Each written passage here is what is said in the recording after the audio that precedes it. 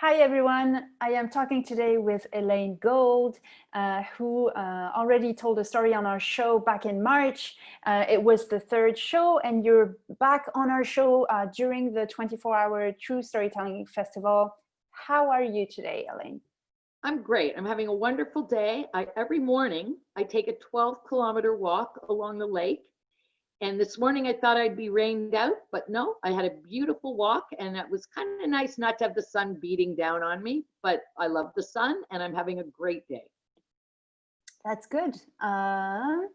So you live in Toronto? I do. I live in Parkdale. We can Yeah. divulge that we're neighbors, Brune. Yeah, I think we can tell people we are neighbors.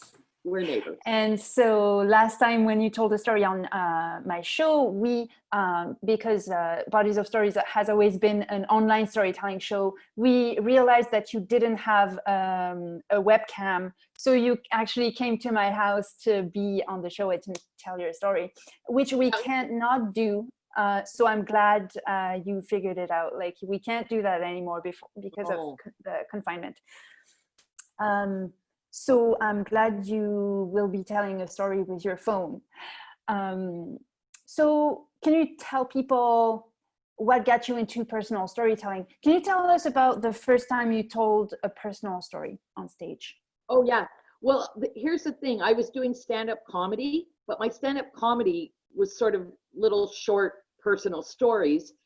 And one of the comics that was at the show, an amazing woman, said to me, she didn't know me that well, and she said, you should be doing storytelling. And I said, I don't even know about that.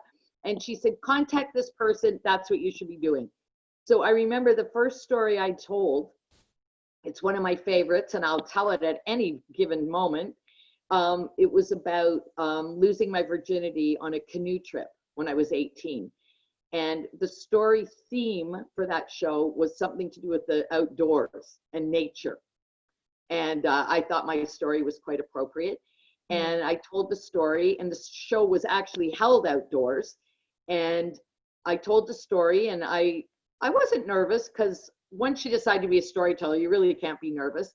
And I got a lot of really nice feedback from that storytelling, and that was it. There was no holding me back afterwards. I like to share my life with people that may or may not even want to hear it. Yeah, well, at least usually people who come to shows, they know they're gonna hear some personal stories, so you're safe. And I've seen you, pardon?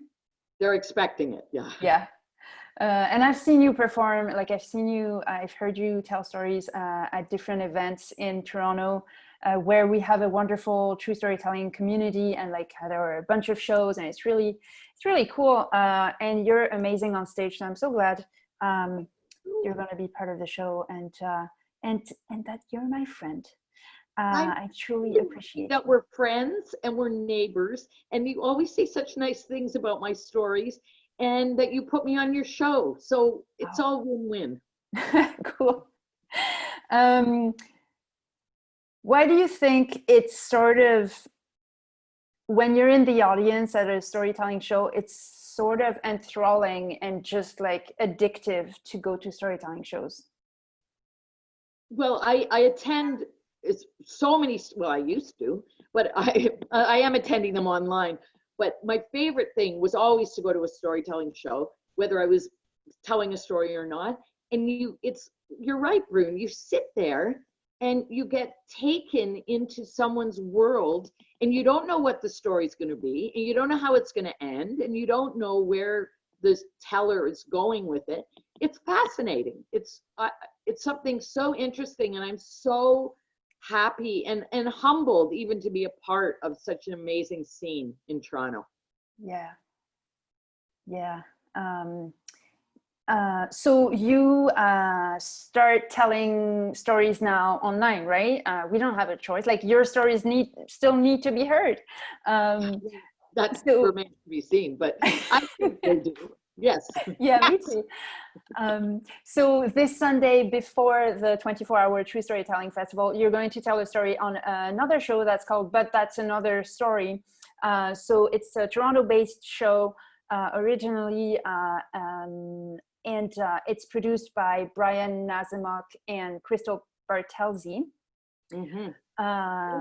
So, Amazing storytellers too. yeah. Oh, that's so exciting.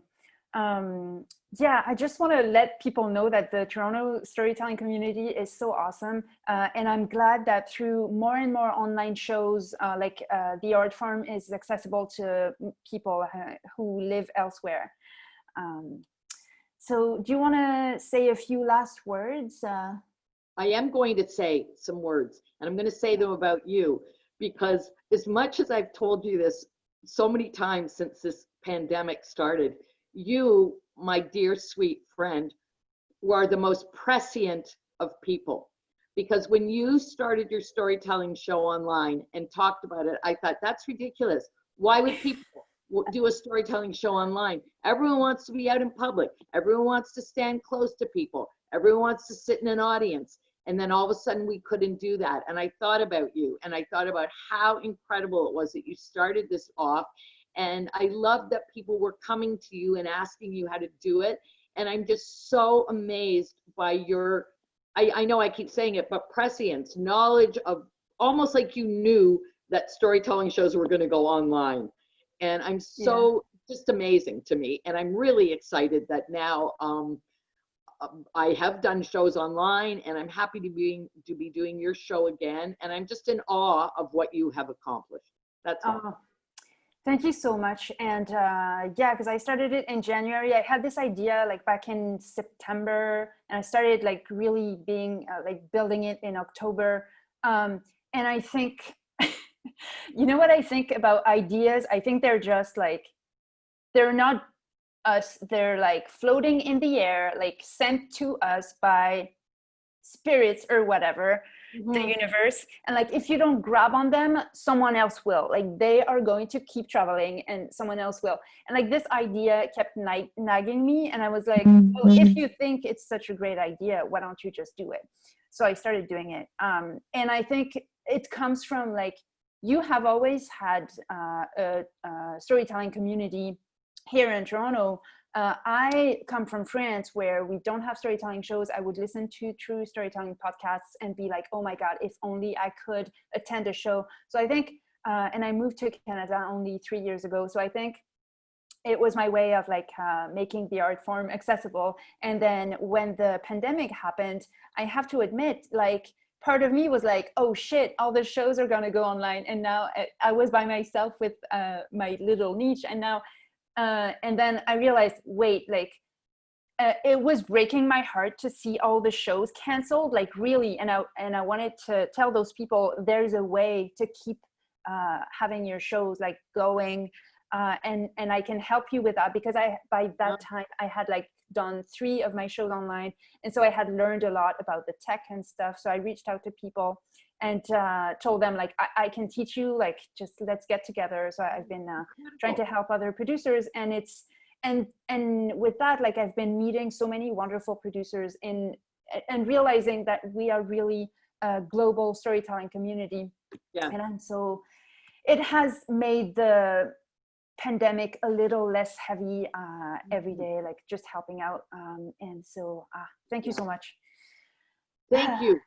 You are our leader. You are our pandemic storytelling leader. Yep. I love you. I love you too. All right. We will see each other, I'd say, in a month for sure. Yeah. Okay. And we'll keep setting down. That's my prediction. I don't know anything, but I'm just saying. I like to make declarative statements. Yeah. I think we can make that happen in a safe manner. Oh, you're muted. Wait, I have to unmute. All right. So, okay, you're back. All right. Well, thank you so much. And I will. Great. It's okay. I'll see you soon, Elaine. Thank you so much for talking to me today. We'll talk soon. All right. Bye. Bye.